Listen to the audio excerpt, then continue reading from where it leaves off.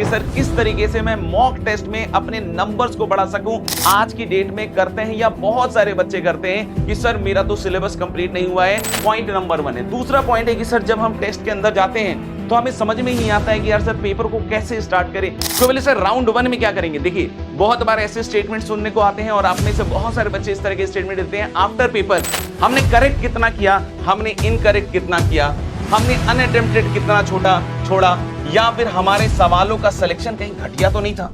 Hello बच्चों, नमस्कार, क्या हाल चाल, कैसे सब। आई होप आप सब अच्छे से होंगे, मस्ती से पढ़ाई कर रहे होंगे। बहुत दिनों से बच्चे मैसेज करके पूछ रहे थे कि सर किस तरीके से मैं मॉक टेस्ट में अपने नंबर्स को बढ़ा सकूं, क्योंकि जेईई मेन 2027 के अटेम्प्ट में की अगर बात करें तो सिर्फ 150 दिन बच गया है। हम अगस्त में हैं और जनवरी में हमारा फर्स्ट अटेम्प्ट आने वाला है। सर तो हम किस तरीके से टेस्ट सीरीज के स्कोर को कैसे बढ़ा सकते हैं, और ये काफी सारे बच्चों की चिंता थी। तो मैंने सोचा कि आज इसके ऊपर एक वीडियो बनाकर आपको ये बतलाया जाए कि किस तरीके से आप ये आगे जो आ रहे हैं स्कोर या मॉक टेस्ट जो है उससे अपन स्कोर को कैसे बढ़ा सकें। तो चलिए शुरू करते हैं इस पर्टिकुलर वीडियो को। इसमें सबसे इंपॉर्टेंट बात ये होती है कि देखो लास्ट के जब 150 दिन बचते हैं तो बहुत सारे ऐसे एडवाइस सर्कुलेट होते हैं जो बहुत ही अनरियलिस्टिक होते हैं। जैसे कुछ लोग ऐसे बोल देते हैं कि भाई 100 दिन के अंदर अपने सिलेबस को कंप्लीट करो, फिर नेक्स्ट 50 डेज जो है मॉक टेस्ट देते रहो। लेकिन जब हम एक्चुअल ग्राउंड रियलिटी की बात करते हैं तो वहां देखते हैं कि बच्चे जो हैं वो ऑफलाइन या ऑनलाइन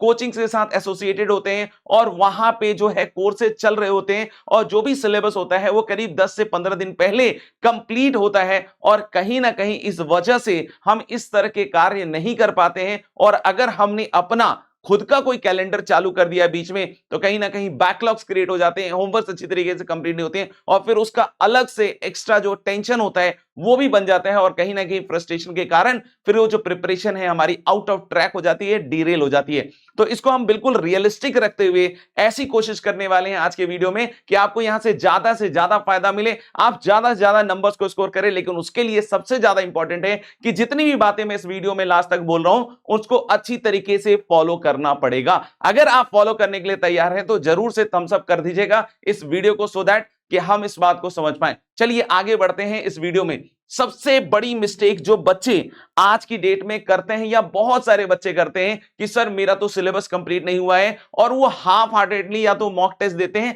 या फिर कुछ ऐसे भी बच्चे होते हैं जो मॉक टेस्ट देते ही नहीं हैं। और कहीं ना कहीं इस वजह से जब वो मॉक टेस्ट देना स्टार्ट करते हैं आफ्टर 2 to 3 मंथ्स तो वहां पे सबसे बड़ी प्रॉब्लम क्या आने लग जाती है कि दे स्टार्ट पैनिकिंग। वहां पे उनसे वो संभलता नहीं है, टाइम मैनेजमेंट नहीं बन पाता है, जिसकी वजह से कहीं ना कहीं वो फियर डेवलप होने के कारण जेईई मेन का जो पहला अटेम्प्ट है वो पूरी तरीके से बर्बाद हो जाता है। तो सबसे पहली बात ये समझिएगा बच्चों कि आप अभी जिस भी स्टेज में हैं, जैसे भी हैं, जो भी आपने जो भी टेस्ट सीरीज ज्वाइन कर रखी है या जो भी आप मॉक टेस्ट दे रहे हैं उसको अवॉइड मत कीजिए, उसको छोड़िए मत, उसको देते रहिए। कोई बोले कि सर सिलेबस कंप्लीट नहीं हुआ या जो कुछ भी है उससे कोई मैटर नहीं करता है। द मैटर जो मैटर करता है फैक्ट, उसमें यह बात दिमाग में रखिएगा कि आपको मॉक टेस्ट देना है। प्रिपेयर्ड हो अनप्रिपेयर्ड हो, जो भी कंडीशन हो, जैसी भी कंडीशन हो, आपको मॉक टेस्ट देना है। तो हम इस बात को बिल्कुल ना भूलें और आप में से कोई बच्चा इस तरह की मिस्टेक ना करे। ये पॉइंट नंबर 1 है। दूसरा पॉइंट है कि सर जब हम टेस्ट के अंदर जाते हैं तो हमें समझ में ही नहीं आता है कि यार सर पेपर को कैसे स्टार्ट करें, what should be the strategy behind paper taking. तो आज हम इस वाली स्लाइड में आपको बतलाने वाले हैं कि क्या स्ट्रेटजी रखी जाए। और ये बिल्कुल वही स्ट्रेटजी है जैसा कि आपको पता है कि मैंने ऑल इंडिया रैंक 1 2 3 6 8 10 बहुत सारे स्टूडेंट्स को टॉप 100 टॉप 10 में गाइड किया है और बहुत सारे सिलेक्शंस भी बहुत सारे बच्चों के में। तो बिल्कुल जो AIR 1 के साथ हमारे डिस्कशन में जो चीजें निकल कर आई है बिल्कुल वही चीज आपको बतला रहे हैं, जो सबसे हेल्दी तरीका है इस पेपर को क्रैक करने का। सबसे इंपॉर्टेंट चीज है कि हम कोशिश करें कि ऐसा बिल्कुल ना हो कि हम एक बार में मैथ्स कर रहे हैं तो मैथ्स ही करते जाएं, फिजिक्स कर रहे हैं तो फिजिक्स ही करते रहें। क्योंकि उससे क्या होता है कि सबसे बड़ी दिक्कत जो बच्चे फेस करते हैं कि जो टाइम मैनेजमेंट है बच्चों का वो बहुत बिगड़ जाता है। क्योंकि जो लास्ट में आपने पेपर छोड़ा होता है, चाहे वो मैथ्स हो, चाहे फिजिक्स हो, चाहे केमिस्ट्री हो, वो पूरी तरीके से बर्बाद हो जाता है, तबाह हो जाता है। यानी कि उसमें आपने हो सकता हो बहुत अच्छी पढ़ाई करी हो, लेकिन उसके बावजूद वो जो पेपर है, वो जो लास्ट वाला पार्ट है या जो लास्ट वाला सब्जेक्ट है, वो अपना सफर करता है। तो यहां पे सबसे पहली इंपॉर्टेंट जो चीज है वो ये है बच्चों कि आपको पेपर्स को राउंड में करना चाहिए, जैसे राउंड 1 एंड राउंड 2। कोई बोले सर राउंड 1 में क्या करेंगे। देखिए बहुत बार ऐसे स्टेटमेंट सुनने को आते हैं और आप में से बहुत सारे बच्चे इस तरह के स्टेटमेंट देते हैं आफ्टर पेपर कि सर ये वाला जो सवाल था ना बहुत इजी सवाल था, सिर्फ देख लेता ना तो ये सॉल्व हो जाता है ना। बहुत बार ऐसे स्टेटमेंट्स भी आते हैं कि सर ये सवाल मुझे तो पेपर में दिखा ही नहीं, पता नहीं ये सवाल कैसे था। तो आप इस बात को समझिएगा कि इस प्रेशर में, है ना, क्योंकि वो प्रेशर सिचुएशन है, उसमें बहुत बार ऐसा होता है बच्चों कि हम कुछ ऐसे सवालों को मिस आउट कर जाते हैं। तो इसलिए मैं कह रहा हूं कि राउंड 1 में हमारी कोशिश ये होनी चाहिए कि जितने भी इजी टू मॉडरेट वाले सवाल हैं आप सिर्फ उसी को ट्राई कीजिए, और उसमें एटलीस्ट ये इंश्योर कर लीजिए कि जितने इजी क्वेश्चंस आए हुए वो आप करेक्टली कर पाए। तो यानी कि सबसे इंपॉर्टेंट है कि जब आप पेपर शुरू करते हो तो आपको लगता होगा कि मैं केमिस्ट्री शुरू करूं, फिजिक्स से शुरू करूं या मैथ से शुरू करूं। तो देखो, paper is all about confidence. तो आपको जिसमें अच्छा कॉन्फिडेंस बैठ रहा हो आप उससे स्टार्ट कीजिए। जैसे अगर कोई बच्चा कहता है मैंने केमिस्ट्री से शुरू किया, तो केमिस्ट्री शुरू किया तो आप कोशिश कीजिए कि उसको 30 मिनट के अंदर निपटाना नहीं है। इसको 30 मिनट के अंदर आपको यह कोशिश करनी है कि उसमें जितने भी इजी लेवल के सवाल हैं या मॉडरेट लेवल के सवाल हैं उसको आप करेक्टली कर लीजिए। लेकिन इसमें एक बात का और ध्यान रखेंगे जो सबसे इंपॉर्टेंट है कि मान लीजिए कि कोई सवाल यहां पे फंस गया आपका, तो उसको इमीडिएटली छोड़ें और आगे बढ़ें, सो दैट कि आप सारे इजी लेवल वाले क्वेश्चंस करें। क्योंकि अगर आप ईगो इश्यूज में फंसिएगा उस तरह के सवालों में तो कहीं ना कहीं टाइम बर्बाद होगा और पूरे पेपर का जो टाइम मैनेजमेंट है बच्चों वो खराब होने वाला है। सिमिलरली फिजिक्स के अंदर बात करें तो लेस देन 45 मिनट्स में कोशिश कीजिए कि राउंड 1 में जितने इजी टाइप सवाल होने वाले हैं, जैसे कि फॉर्मूला बेस्ड सवाल हैं या जो आप जिसमें आप बहुत स्ट्रांग हैं, आपको लगता है कि सर ये वाले तो क्वेश्चंस मैं कर ही लेता हूं, तो वो सारे क्वेश्चंस निपटा लीजिए, क्योंकि बाद में रिग्रेट करने का कोई फायदा नहीं। इसी तरीके से मैथ्स में कोशिश कीजिए कि लेस देन 50 मिनट्स में हम पूरे मैथ्स के पेपर में वो सवाल जो खासकर मेरे सेगमेंट से आए हैं या जिसमें मैंने बहुत अच्छी तैयारी कर रखी थी, तो उसके सवालों को मैं अच्छी तरीके से कर लूं और जो इजी लेवल वाले सवाल हैं उनको अच्छी तरीके से निपटा दें। जब राउंड 1 कंप्लीट हो जाए आपका, तो फिर अब राउंड 2 आएगा। इसमें आपका 30 मिनट्स बचा है, इसका आपका 15 मिनट्स बचा है, इसमें 10 मिनट्स बचा है। यानी कि ओवरऑल आप देखिए तो 55 मिनट्स अभी भी आपके हाथ में हैं, और इसमें हमारी कोशिश थोड़ी सी अलग होनी चाहिए। अब कोशिश क्या होनी चाहिए कि देखो, इजी वाले सवाल हमने निपटा दिए, मॉडरेट वाले सवाल निपटा दिए, तो हमारी कोशिश अब ये होनी चाहिए कि अब हम अपने एग्रीगेट टोटल पे काम करें। अब एक बार पेपर देने के बाद एक फील हो जाता है, एक एहसास हो जाता है, समझ में आ जाता है कि इसमें इजी कौन आया है, केमिस्ट्री आया है, फिजिक्स आया है, मैथ्स आया है, कौन सी चीज इजी आई है, कौन सी टफ आई है, कौन सा मॉडरेट आया है। तो अब हमारी कोशिश ये होगी कि अब हम अगर एग्रीगेट टोटल बढ़ाना चाहते हैं तो अपन को सिंपली क्या करना है कि धीरे धीरे समझना है कि भाई पेपर में जैसे केमिस्ट्री इजी आया है, उसके कुछ क्वेश्चंस बाकी है, तो अब आप उनको कीजिए, है ना। अगर लगता है कि नहीं यार, मैथ्स के ये वाले जो क्वेश्चन थे जब मैं फर्स्ट अटेम्प्ट दे रहा था तो ये क्वेश्चंस होने लायक लग रहे थे मुझे, लेकिन मुझे वो इजी की कैटेगरी में नहीं लग रहे थे, थोड़ा मॉडरेट लग रहा है, तो आप उस तरह के सवाल यहां कर सकते हैं। और ऐसे ही फिजिक्स में भी उन सवालों को हैंडपिक करके यहां पे आप क्रैक कर सकते हैं। तो यानी कि राउंड 2 में हमारी पूरी कोशिश ये होनी चाहिए, पूरा इंटेंशन या पूरा फोकस होना चाहिए कि हम पूरी तरीके से इस बात को समझें कि एग्रीगेट टोटल बढ़ जाए। अब एक सबसे बड़ी दिक्कत क्या होती है कि लास्ट के 15 मिनट्स में कुछ बच्चे तो क्या होते हैं, बहुत बढ़िया निकालते हैं, क्योंकि उनका कहना होता है कि सर प्रेशर में ना तो बहुत जल्दी जल्दी और सही सही भी हो जाता है, कुछ ऐसे बच्चे बोलते हैं। लेकिन बहुत सारे बच्चे ऐसे भी होते हैं कि वो बोलते हैं कि सर लास्ट के 15 मिनट्स में ना तो मैं तो पैनिक कर जाता हूं, बिल्कुल चीजें समझ में नहीं आती किस तरीके से हैंडल करें। अगर आप ऐसे स्टूडेंट हैं तो जरूर कमेंट करके बतलाइएगा, और यहां पे इसका ये सॉल्यूशन है कि आपका अब सोचिए कि औसतन आप एक सवाल को सॉल्व करने में कितनी देर लेते हैं। मान लीजिए कि एक सवाल को सॉल्व करने में आपने सपोज कर लो असाइनमेंट्स में या होमवर्क में या कहीं भी आप 5 मिनट लेते हैं अगर मिनिमम जेईई मेन जैसे सवालों को करने के लिए, तो 15 मिनट में your real expectation should be कि 3 क्वेश्चन टारगेट करें। और ये भी क्वेश्चन कैसे हो बच्चों, आपके हैंड पिक सवालों, और वो सवालों को करते वक्त इस बात का ध्यान रखना कि अगर वो सवाल नहीं हो रहा तो उसको इमीडिएटली छोड़ के कोई दूसरा सवाल हम बाद में ट्राई करेंगे। यानी कि यहां पे हमारी कोशिश ये होनी चाहिए कि 15 मिनट में 3 क्वेश्चन उठाएंगे और उनको करेंगे। अगर वो 15 मिनट से पहले सॉल्व हो गए, मान लीजिए 10 मिनट में सॉल्व हो गए कि सर 3-3 मिनट में ही सॉल्व हो गए, तो फिर जो बचे हुए 5 मिनट है उसमें कोई और 2 सवाल उठा के आप सॉल्व कर सकते हैं। तो इस तरीके से लास्ट के 15 मिनट्स में अपन टारगेट सेट करें, सो दैट कि दिमाग कंफ्यूज ना हो कि इधर करना है, वो करना है, ऐसा करना है,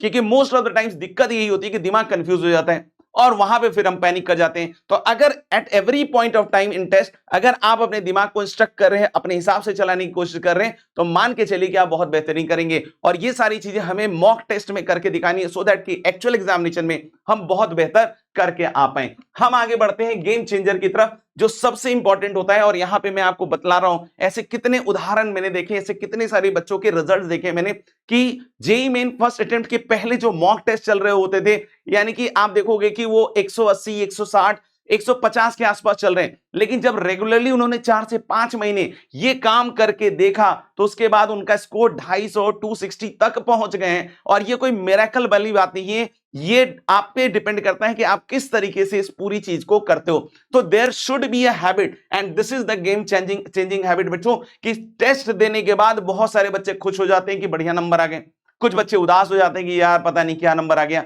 तो आपने पूरा पेपर वेस्ट कर दिया है ना। तो आपको क्या करना है कि हैबिट बनानी है। हैबिट क्या बनानी है बच्चों, कि आपको टेस्ट के बाद एनालिसिस जरूर करना है। 1 से 2 घंटे के अंदर आप पूरा का पूरा जो है पेपर है ना, तीनों के तीनों पार्ट आपको अच्छी तरीके से एनालाइज करना है। अब बच्चे बोलते हैं कि सर एनालिसिस करने का सोचे थे, लेकिन जैसे ही पेपर लिए या समझने का कोशिश किया तो एनालिसिस करने का मन ही नहीं किया।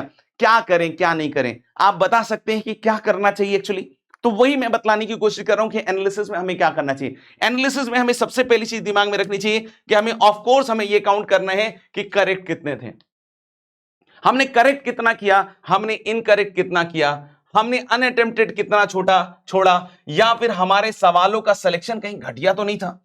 कहीं ऐसा तो नहीं था कि हमने जो सवाल सेलेक्ट किए वो ऐसे सवाल थे जिन्होंने 8 से 10 मिनट ले लिया, पूरे टाइम मैनेजमेंट की ऐसी की तैसी कर दी और ईगो के चक्कर में हम उस सवालों को छोड़े भी नहीं सर, और बाद में तुक्का मारा और वो भी गलत निकल गया सर। तो आपको यहां पे ये चीज समझनी पड़ेगी कि इसमें हमें बहुत प्रोफेशनल रहना है, हमें इसमें इमोशंस को बहुत ज्यादा अंदर लेकर नहीं आना है। अगर आप चाहते हैं कि टेस्ट सीरीज में जो नंबर्स हैं, आपके स्कोर जो हैं वो इंप्रूव करे, तो आपको उतना ही प्रोफेशनल होके इन सारी चीजों को बार बार एज अ हैबिट बनाते हुए काम करना है कि टेस्ट देने के बाद एनालिसिस करना है, और एनालिसिस करते वक्त ये बात का ध्यान रखना है। तो कोई बोले सर मैंने करेक्ट तो कर लिया था, लेकिन उसमें क्या ना सर गलती से करेक्ट हो गया था। तो भाई आप एक्चुअल स्कोर के हिसाब से अगर देखिए तो उसको आप समझ लीजिए कि उसको आप छोड़ भी सकते हैं, ठीक है। तो यानी कभी कभी ऐसा होता है ना कि कोई चीज हमने तुक्के से सही कर ली, तो भाई उसको आप फिर हटा दीजिएगा। नंबर में तो खैर काउंट हो गया, लेकिन आप उसको अपने दिमाग से हटा दीजिएगा, क्योंकि वैसी चीज जरूरी नहीं है एक्चुअल एग्जाम में आपके साथ हो। अब बात आती है इनकरेक्ट, क्योंकि सबसे ज्यादा सीखने को मिलने वाला है यहीं से। जो करेक्ट हो गए नो डाउट अच्छी बात है, बहुत बढ़िया बात है कि आपने करेक्ट कर लिए, ज्यादा क्वेश्चन करेक्ट कर लिए, बहुत और अच्छी बात है। लेकिन अगर आप इनकरेक्ट कर रहे हो तो अभी सबसे पहले देखना पड़ेगा, सोचना पड़ेगा कि इनकरेक्ट कहां हो रहा है, क्योंकि यही आपका स्कोर का इंप्रूवमेंट पड़ा हुआ है। क्योंकि आप समझिए कि मैंने सपोज कर लो कि सोचा था कि सर मेरे टोटल एक्स मार्क्स आ सकते थे, और गलतियां करने की वजह से मैंने 50 मार्क्स लूज कर दिए, and it is a big big big big आप कह सकते हैं रिडक्शन इन मार्क्स। क्योंकि अगर वो 50 मार्क्स एक्स्ट्रा ऐड हो जाते तो हम एक अच्छी एनआईटी में, एक अच्छे ब्रांच में हो सकता है पहुंचे हुए होते हैं। तो इस बात को आप समझिएगा कि जो रियल आपको एक्चुअली फिगर आउट करके बतलाएगा वो आपकी ये जो इनकरेक्ट हुए सवाल हैं उनके बारे में। अब आप देखिए सिली मिस्टेक हुए क्या, सिली मिस्टेक कितना हुआ है, तो इस बात को समझिएगा कि अगर सिली मिस्टेक ज्यादा हो रहे हैं तो आप असाइनमेंट्स करते वक्त घर के अंदर उस बात का ध्यान रखिएगा कि हम बहुत फोकस होकर काम करें। जैसे सिली मिस्टेक कई तरह के होते हैं, बहुत ही अजीब गरीब तरीके होते हैं। जैसे कैलकुलेशन में हमने 3 into 2 को 5 कर दिया, 3 + 2 को 6 कर दिया, कुछ भी रैंडमली कर लिया, क्योंकि जल्दबाजी में, प्रेशर सिचुएशन में हम उस तरह की गलती कर जाते हैं, ठीक है। तो फिर आगे से हमें ध्यान रखना पड़ेगा कैलकुलेशन करते वक्त कि हमारा फोकस बिल्कुल वही हो। वो सिंपल सा होता है, एक छोटा सा स्लिप अप होता है कि आप दिमाग कहीं और होता है, हम कैलकुलेशन पेन चला के कर रहे होते हैं सबकॉन्शियसली, और वहां गलतियां हो जाती हैं। तो फिर आपको वहां पे फोकस करना पड़ेगा, उस तरह का काम नहीं कर सकते। फिर रीडिंग एरर हो जाता है। बहुत बार हमने देखा होगा कि हम कुछ पढ़ रहे हैं और यूनिट का कभी कुछ गड़बड़ कर देते हैं, या कुछ इस तरह की कोई छोटी मोटी गड़बड़ कर देते हैं। बहुत बार हम ऐसा भी एरर कर देते हैं कि करेक्ट पूछ रहे हैं, इनकरेक्ट पूछ रहा है, करेक्ट कर दिया है ना। तो इस तरह की भी हम बहुत सारी मिस्टेक्स करते हैं बच्चों, तो उसको भी हमें ध्यान रखना पड़ेगा। मार्किंग एरर, कभी कभी हमें पता होता है कि एक्स की वैल्यू निकालनी है, तो एक्स निकाल लिया, लेकिन एक्स स्क्वायर पूछा था तो हमने एक्स का ही आंसर मार्क कर दिया, या मॉड एक्स पूछा, या कुछ इस तरह की चीजें होती हैं जो आप लास्ट में जाके, एकदम बिल्कुल लास्ट में जाके गलतियां करते हैं। और ऐसे बहुत सारे स्टूडेंट होते हैं जो पूरा क्वेश्चन अच्छे सॉल्व करने के बाद लास्ट में कहीं गलती करते हैं। तो उसको अगर करेक्ट करना है तो इस एनालिसिस में आपको पता चलेगा कि कितना ज्यादा ये हो रहा है, सो दैट कि आपका दिमाग इस बात को अलर्ट बार बार दे रहा हो कि लास्ट स्टेप में पहुंचने के बाद मेरे भाई थोड़ी देर 2 सेकंड अच्छी तरीके से वहां रुकते हुए बढ़िया तरीके से काम करना है। Then comes your conceptual error. अगर लग रहा है कि फॉर्मूले की कुछ गलती हो गई है तो भाई फॉर्मूला सही तरीके से याद रखिए, उसको 5 बार लिखिए, कम से कम कोशिश कीजिए कि 5 बार लिख के उसको और रिटेंशन उसका अच्छी तरीके से बढ़ाया जाए। अगर कोई प्रॉपर्टी हुई या मिस एप्लीकेशन हुआ या ब्लैंक आउट हो गया कि यार पता ही नहीं चला कि सर इसको स्टार्ट कैसे करें, तो पेपर के बाद उनको सॉल्व करना ना भूलें, क्योंकि उससे अपन को रियल लर्निंग होगी। क्योंकि बहुत सारे ऐसे सवाल होते हैं कि जो पेपर में पहली दफा ही देखते हैं हम, और वहां से हमारी रियल लर्निंग भी होती है। तो आपको यह भी कोशिश करना है कि आप पेपर के बाद उन सवालों को जरूर सॉल्व करें। अनअटेम्प्टेड सवालों को डेफिनेटली मतलब आपको सॉल्व करना ही करना है, समझ में आ रही के बाद। तो अनअटेम्प्टेड में भी ये जरूर देखिए कि ऐसा तो कोई सवाल नहीं रह गया जो हम कर सकते थे एग्जामिनेशन में और नहीं कर पाए, और इसकी संख्या कितनी है, क्योंकि संख्या के ऊपर सब कुछ डिपेंड करता है। कोई बोलता है कि सर एक ही ऐसा सवाल था जो अनअटेम्प्टेड है, मुझे लग रहा था कि हो पाएगा। कोई बोलता है कि नहीं सर 10 ऐसे सवाल थे, 5 ऐसे सवाल थे, तो भाई यहां पे नंबर चेंज हो रहा है। तो यानी कि आपको थोड़ा सा और जो स्टार्टिंग के जो मैंने बोला था ना कि लेस देन 30 मिनट्स में ये काम करना है, लेस देन 30 मिनट्स में, तो ये वाले काम को और अच्छी तरीके से आपको क्या करना पड़ेगा बच्चों, फिक्स करना पड़ेगा। तो इस बात को भी ध्यान रखिएगा, और इस बात को तो बहुत एकदम कहते हैं हाथ जोड़ के निवेदन है कि इस बात को ध्यान रखिएगा कि बहुत बार ऐसा होता है कि हम पेपर के अंदर जाते हैं और पहला सवाल ही हमसे नहीं होता है, क्योंकि पहले सवाल के ऊपर बहुत प्रेशर होता है, उसको लगता है कि भाई ये तो हो ही जाना चाहिए। तो बहुत बार ऐसा होता है और हम ईगो इशू के चक्कर में लगे रहते हैं और हम गड़बड़ कर जाते हैं। तो बच्चों आप इस चीज से बचिए एग्जामिनेशन हॉल में, और इसको बिल्कुल अपने ऊपर हावी नहीं होने दीजिए। गलत क्वेश्चंस को सेलेक्ट मत कीजिए, अगर लग रहा है कि सेलेक्ट हो गया तो उसको इमीडिएटली छोड़ के एकदम कहते हैं ना जान छुड़ा के भागे वहां से, ठीक है ना। तो इस तरीके से अपन को दिमाग में रखना है। देन इज योर की जब हमने ये पूरी एनालिसिस कर ली तो ऐसा नहीं कि इसको वेस्ट कर दें, आप एक एरर कॉपी जरूर बनाइए, because this is actually the mirror. ये आपको रिफ्लेक्शन बतलाएगा कि आपके अंदर कमियां क्या हैं, क्योंकि देखो जब तक आप अपनी कमियों को एक्सपोज करके उसको ठीक करने की कोशिश नहीं करोगे तब तक आपका जो स्कोर इंप्रूवमेंट है वो कहीं ना कहीं रुका रहेगा। तो अगर आप स्कोर इंप्रूवमेंट नहीं हो रहे, इस बात के शिकार हैं, तो कहीं ना कहीं आप अपनी कमियों को एक्सपोज होने से रोक रहे हैं। उसको एक्सपोज कीजिए, उसको ठीक तरीके से फिर दुरुस्त करना भी आपका काम है। गोल्डन रूल है सभी बच्चों के लिए कि टेस्ट को सिर्फ टेस्ट की तरह नहीं लीजिए। टेस्ट को अगर आप एक टेस्ट दे रहे हैं तो this should be your one learning session, कि हमने कहां ऐसी चीजें हैं जो गड़बड़ करी हैं जिसको सुधार के हम बेहतर कर सकते हैं, ठीक है। तो टेस्ट के बारे में बहुत सारे बच्चों को ऐसा लगता है कि भाई जो टेस्ट है उससे सिर्फ मार्क्स पता चल रहा है। भाई मार्क्स तो पता चल रहा है, दैट इज इंस्टेंटेनियस स्टेटस, लेकिन टेस्ट जो है वो आपको अपॉर्चुनिटी देता है इस बात को जानने के लिए कि आपके मार्क्स कम कहां हो रहे हैं, गलतियां कहां ज्यादा हो रही है, उसको किस तरीके से हम इंप्रूव करके और ज्यादा नंबर बढ़ाएंगे। और ये जो भी बच्चे इस बात को समझ लेते हैं, अल्टीमेट लाइन को समझ जाते हैं कि सर ये अल्टीमेट लाइन है कि टेस्ट देने का मतलब ये नहीं होता है कि मार्क्स कितना आ रहा है, टेस्ट देने का मतलब सबसे इंपॉर्टेंट होता है कि हम गलतियां कहां कर रहे हैं और उसके हिसाब से अपन इंप्रूवमेंट करें। क्योंकि देखो जो बच्चे ड्रॉप ईयर में हैं उनके पास रिवीजन का समय वैसे भी बहुत कम होता है, और उसके साथ सबसे बड़ी दिक्कत होती है कि लास्ट के 10-15 दिन में बहुत ज्यादा रिवीजन नहीं हो सकता है। तो उनको बस एक ही तरीके से अपना रिवीजन बेहतर करना पड़ता है कि जब वो मॉक टेस्ट दे रहे हैं, टेस्ट सीरीज में जो भी कुछ काम कर रहे हैं, तो उसमें सबसे इंपॉर्टेंट जो बात निकल कर आती है कि आप उनकी गलतियों के थ्रू अपने रिवीजन वर्क को भी साथ साथ कंप्लीट करते जा रहे हो। यानी कि जहां गलतियां हो रही हैं उन पर्टिकुलर टॉपिक्स को जरूर खंगालो, उसको अच्छी तरीके से एनालाइज करो, सो दैट रिवाइज करो, उसके ऊपर थोड़े क्वेश्चंस करो, सो दैट कि वो चीजें आपकी ग्रिप में आ जाएं और आप एक बेहतरीन मार्क्स की तरफ जाएं। All the very best for JEE main first attempt 2027। Thank you very much.